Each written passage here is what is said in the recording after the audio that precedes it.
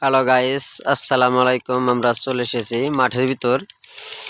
এই হালি বীজ খেতে দ্বিতীয় সেচ এখন চলতেছে।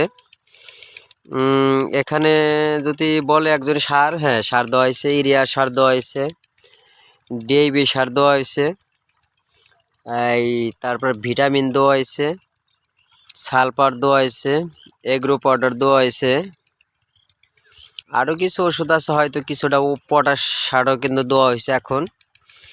তা এখন শেষ চলতেছে। এই হালিটার বয়স হলো 29 দিন বয়স। এই হালিটার বয়স শেষ চলতেছে। মোটামুটি বয়স আন্দাজে ঠিক আছে হালিটা, কিন্তু ঘুরে ঘুরে কিন্তু আপনাকে কিন্তু দেখানোর চেষ্টা করতেছি।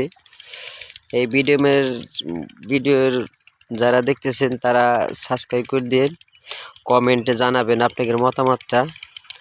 ভালো থাকেন, সুস্থ থাকেন, আল্লাহ হাফেজ।